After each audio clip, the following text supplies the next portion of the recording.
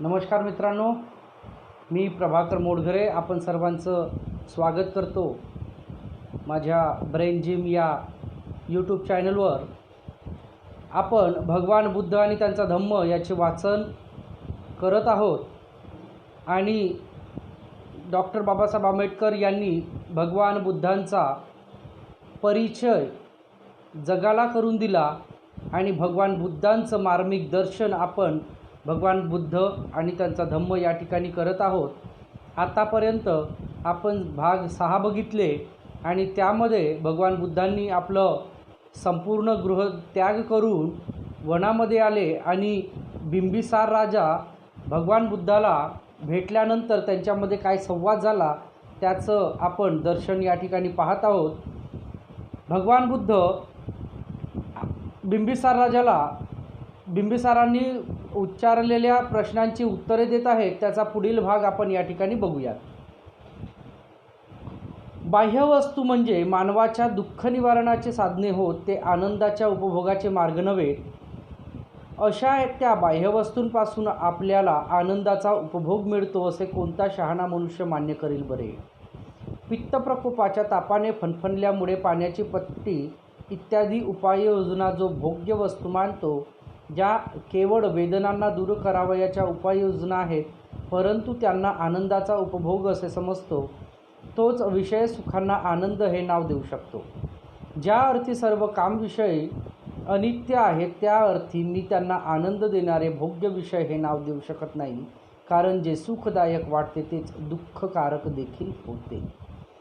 ज्या अर्थी भरपूर कपडे आणि सुगंधी धूप या वस्तू हिवाळ्यात सुखदायक असतात परंतु उन्हाळ्यात त्याच त्रासदायक ठरतात, आणि चंद्रकिरण व चंदन उन्हाळ्यात सुखदायक असतात पण हिवाळ्यात त्याच गोष्टी दुःखदायक ठरतात.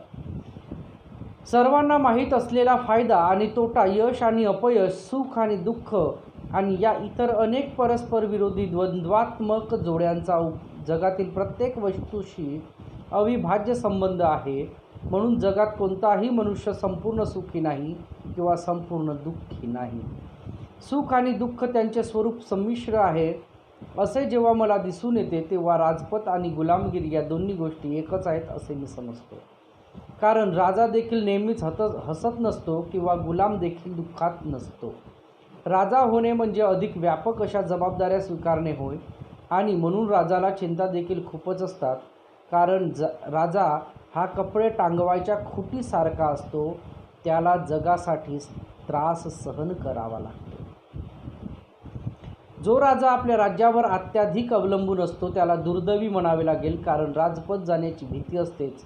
त्याला कपटाचे वर्तन आवडते आणि याउलट जर राजपट त्याची निष्ठा नसेल तर त्याला भित्र्या राजाला सुखी तरी कसे मिळणार. आणि संबंध पृथ्वी जिंकल्यानंतरही जर फक्त तो एकाच शहरात राहू शकतो आणि त्यातही जर फक्त एकच घरे निवासस्थान होऊ शकते तर मग राज्यपद म्हणजे केवळ इतरांसाठी केलेले कष्टच नव्हेत काय. आणि राजपद स्वीकारल्यावर सुद्धा वस्त्रांच्या एका जोडीपेक्षा अधिक कपड्यांची त्याला आवश्यकता नसते आणि केवळ भूक शमविण्याइतके अन्न त्याला पुरेसे नसते. त्याचप्रमाणे फक्त एक बिछाना आणि एक आसन एवढ्याचीच राजाला गरज असते. याखेरीज इतर वस्तू केवळ अभिमानाने मिळवण्यासाठी असतात. आणि समाधान लाभावे म्हणून जर या सर्व वस्तूंची अपेक्षा असेल तर राज्याशिवाय मी संतुष्ट राहू शकेन, आणि जर कोणी यांच्याशिवायही संतुष्ट नसेल तर मग बाकी सगळ्या गोष्टी अनावश्यक नाहीत काय. म्हणून ज्याला समाधानाचा मंगल मार्ग सापडला त्याला कामोभागाचे प्रलोभन देणे योग्य नाही. कारण व्यक्त केलेली मैत्री लक्षात घेऊन मी पुन्हा पुन्हा विचारतो की विषय सुखांना खरेच काही किंमत आहे काय, त्यात काही सार आहे काय. मी गृहत्याग केला तो रागाने नव्हे किंवा शत्रूच्या बाणाने माझा मुकुट धुळीस लागला म्हणून नव्हे, किंवा अधिक उच्च असे हेतू साध्य करून घेण्याची माझी आकांक्षा नाही ज्यामुळे मी आपली सूचना नाकारतो असेही नव्हे. अत्यंत विषारी आणि क्रोधविषयी विशिष्ट सर्पाला एकदा सोडून दिल्यावर जो पुन्हा त्याला पकडण्याचा प्रयत्न करेल, किंवा एकदा पेटलेल्या गवताच्या चुडीमधून जो बाहेर पडलेला आहे तिच्यामध्ये पुन्हा घुसण्याचा हेतू साध्य करून घेण्याची माझी आकांक्षा नाही.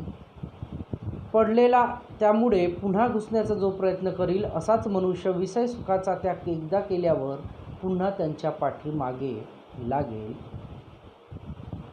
डोळस असून जो आंधळ्याचा हेवा करील, जो स्वतंत्र असून बंधनात असलेल्याचा हेवा करील, श्रीमंत असून जो कंगाल माणसाचा हेवा करील, शहाणा असून जो वेड्याचा हेवा करील, तोच मी म्हणतो. फक्त तो मनुष्य ऐहिक सुखांच्या मागे लागलेल्या माणसाचा हेवा करील. महाराज, आपण माझे सन्मित्र आहात. जो भिक्षेवर गुजराण करतो त्याची कीव करण्याचे कारण नाही. त्याला या जगतात परमसुख लाभते, संपूर्ण शांती मिळते आणि त्याच्या दृष्टीने इहलोकाची सर्व दुःखे नाहीशी झालेली असतात. परंतु संपत्तिमान असूनही जो लोभिष्ठ आहे, ज्याला या लोकात शांतीचे समाधान तर लाभत नाहीच, पण भविष्यातही दुःख अनुभवावे लागते, त्याची मात्र कीव केली पाहिजे.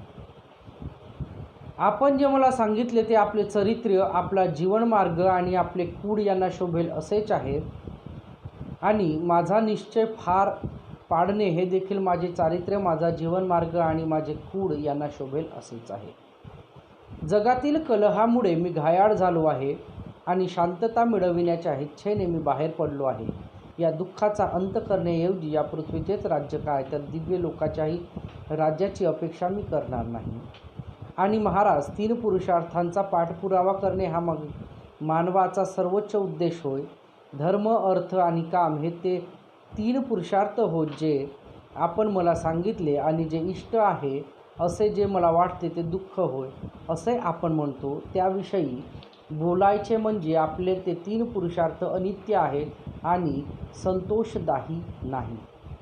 आपण जे म्हणता की वृद्धापकाळ येईपर्यंत थांब, कारण यौवन हे नेहमी बदलणारे असते, याविषयी बोलावयाचे म्हणजे हा निर्णय देखील सुनिश्चित नाही, कारण वृद्धावस्थेतही अस्थिरता असू शकते आणि यौवनातही स्थिरता असू शकते.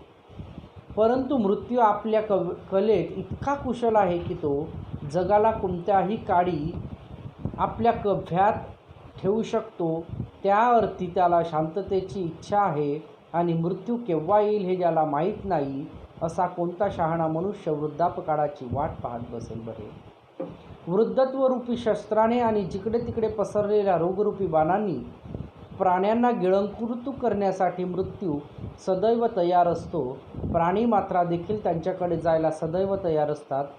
जसे हरिण अरण्याकडे जायला तयार असतात, अशा वेळी दीर्घायुष्याची इच्छा तरी मनात कशी निर्माण होऊ शकते. कोणी तरुण असो की वृद्ध किंवा बालक असो, त्यांनी करुणेच्या धार्मिक पथावर जाणेच योग्य ठरेल. आणि आपण जे म्हणता की मी यज्ञ करण्यास प्रभावी बनावे कारण ते माझ्या कुळाच्या अनुकूल आहे, तर अशा यज्ञांना माझा नमस्कार, कारण त्यात असहाय्य प्राण्यांचा वध केला जातो. एखाद्या भावी फळाच्या आशेने असहाय्य पशुला ठार करणे कोणत्याही दयाशील आणि सहृदय माणसाच्या दृष्टीने ते अयोग्यच कृती ठरेल, मग ते यज्ञाचे फळ अनंतकालीन असेल तरी सुद्धा.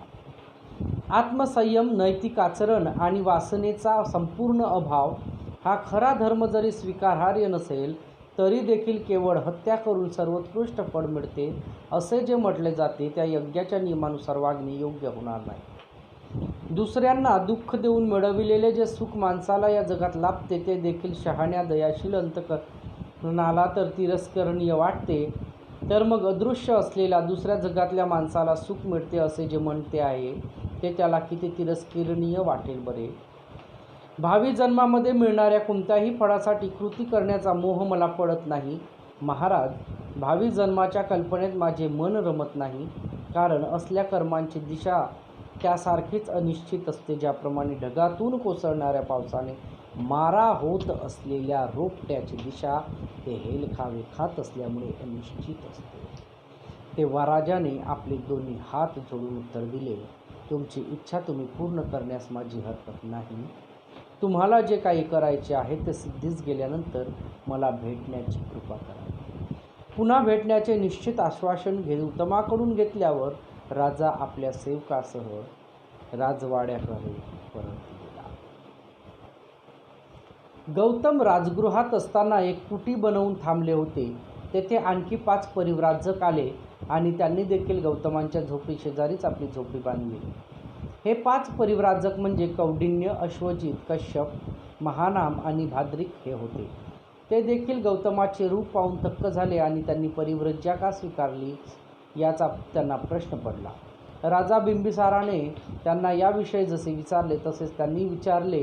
आपल्याला परिव्रज्या कोणत्या परिस्थितीत स्वीकारावे लागले हे जेव्हा त्यांना समजावून सांगितले तेव्हा ते म्हणाले, आम्ही त्याबद्दल ऐकले आहे, परंतु तुम्ही निघून आल्यानंतर काय काय घडले ते तुम्हाला माहीत आहे काय? सिद्धार्थ म्हणाले, नाही. परंतु त्यांना सांगितले की त्यांनी कपिलवस्तू सोडल्यानंतर कोलियांशी युद्ध पुकारण्याविरुद्ध शाक्यांनी फार मोठी चळवळ केली. स्त्री पुरुषांनी मुलामुलींनी निदर्शने केली आणि कोलिय हे आमचे भाऊ आहेत, भावाने भावाविरुद्ध लढणे चुकीचे आहे. सिद्धार्थ गौतमांच्या हद्दपारीचा विचार करा आणि अशा प्रकारच्या घोषणा देत त्यांनी मिरवणुका काढल्या. या चळवळीचा परिणाम असा झाला की शाक्य संघाला पुन्हा सभा बोलवावी लागली आणि या प्रश्नाचा फेरविचार करावा लागला. यावेळी कोलियांशी समेट घडवून आणण्याच्या बाजूने बहुमत होते. कोलियांशी शांततेच्या वाटाघाटी करण्यासाठी आपले दूत म्हणून 5 शाक्यांची निवड करण्याचे संघाने ठरविले.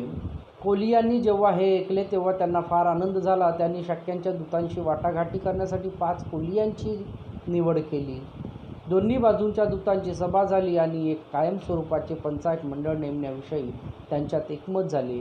रोहिणी नदीच्या पाण्याच्या वाटपाबाबतील प्रत्येक वाद मिटवण्याचा या मंडळात अधिकार देण्यात आला आणि त्याचा निर्णय दोन्ही बाजूंना बंधनकारक ठरविण्यात आला. याप्रमाणे भेडसावणाऱ्या युद्धाचा शेवट शांततेत झाला. कपिलवस्तू येथे काय घडले हे गौतमांना सांगितल्यावर ते परिव्राजक म्हणाले, आता यापुढे तुम्ही परिव्राजक राहण्याची आवश्यकता नाही. मग तुम्ही घरी जाऊ आपल्या कुटुंबियांबरोबर का राहत नाही? सिद्धार्थ म्हणाले, ही शुभ वार्ता ऐकून मला फार आनंद झाला. हा माझा विजय आहे, परंतु मी घरी जाणार नाही. मी जाता कामा नये. यापुढे मी परिव्राजकच राहिले पाहिजे. त्या 5 परिव्राजकांचा पुढचा कार्यक्रम काय आहे हे गौतमांनी विचारले. त्यांनी उत्तर दिले, आम्ही तपस्या करण्याचे ठरविले आहे. तुम्ही आमच्याबरोबर का येत नाही? सिद्धार्थ म्हणाले, लवकरच येईन, पण प्रथम मला हळूहळू एक मार्गाची परीक्षा केली पाहिजे. नंतर ते 5 परिव्राजक निघून गेले. कोलिय आणि शाक्य यांनी केलेल्या समितीच्या त्या 5 परिव्राजकांनी जी बातमी आणली तिने गौतम फार अस्वस्थ झाले. एकटेच राहिल्यावर आपल्या स्वतःच्या स्थितीविषयी ते विचार करू लागले आणि आपली परिव्रज्या पुढे चालू ठेवावे चे कारण आहे किंवा नाही ते ठरवू लागले. त्यांनी स्वकीयांचा त्याग करण्यासाठी कशासाठी केला होता त्यांनी स्वतःलाच विचारले. युद्धाला त्यांचा विरोध असल्यामुळे त्यांनी घर सोडले होते. आता ज्या अर्थी युद्ध संपले आहे त्या अर्थी माझ्यापुढे काही प्रश्न शिल्लक राहिलेला आहे काय? युद्ध संपले याचा अर्थ माझ्यापुढील प्रश्न सुटला असे होतो काय? खोलवर विचार केल्यावर तो प्रश्न सुटला नाही असेच त्यांना वाटले. युद्ध समस्या ही मूळतः कलह समस्या आहे. एका अधिक विशाल समस्येचा तो केवळ एक भाग आहे. हा फक्त राजे आणि राष्ट्र यांच्यातच विद्यमान आहे असे नव्हे, तर क्षत्रिय आणि ब्राह्मणांत, कुटुंब आणि प्रमुखात, माता आणि पुत्रात, पिता आणि पुत्रात, भाऊ आणि बहिणी आणि सहकार्यांत देखील चालू आहे. राष्ट्रांतील संघर्ष हा प्रसंगानुसार असतो. वर्गांतील संघर्ष हा वारंवार होणारा आणि शाश्वत स्वरूपाचा असतो. हा संघर्ष जगातील सर्व दुःखाचे मूळ होय. युद्धामुळेच मी घर सोडले हे खरे, पण शाक्य व कोलिय यांच्यातील युद्ध संपले असावे तरी मी घरी जाऊ शकत नाही. मला आता असे दिसून येते की माझ्या पुढील समस्येने विशाल रूप धारण केले आहे. या सामाजिक समस्येचे उत्तर मला शोधून काढले पाहिजे. जुन्या प्रस्थापित तत्त्वज्ञानाने या समस्येचा उलगडा कितपत करता येईल बरे? त्यावेळच्या सामाजिक तत्त्वज्ञानांपैकी एखाद्याचा स्वीकार करणे त्यांना शक्य होते काय? प्रत्येक गोष्ट स्वतः तपासून पाहण्याचे त्यांना निश्चित केले. मित्रांनो, भगवान गौतम बुद्ध आणि त्यांचा धम्म वाचनामध्ये काही अडचणी येत असतात आणि म्हणून मी मध्ये व्हिडिओ अपलोड केलेले नाही, परंतु मला असं वाटते की मी कंटिन्यू वाचन सुरू ठेवावं अशी अनेकांची इच्छा आहे. त्यामुळे आपण देखील चांगला प्रतिसाद देत आहात. इतरांना सुद्धा सांगा, कोणत्याही वर्गाचे असोत, जातीचे असोत, धर्माचे असोत, पंथाचे असोत, कारण भगवान बुद्ध आणि त्यांचा धम्म हा कोणत्या एकट्या वर्गासाठी नसून सर्व मानवजातीच्या कल्याणासाठी आहे. त्यामुळे आपण चांगल्या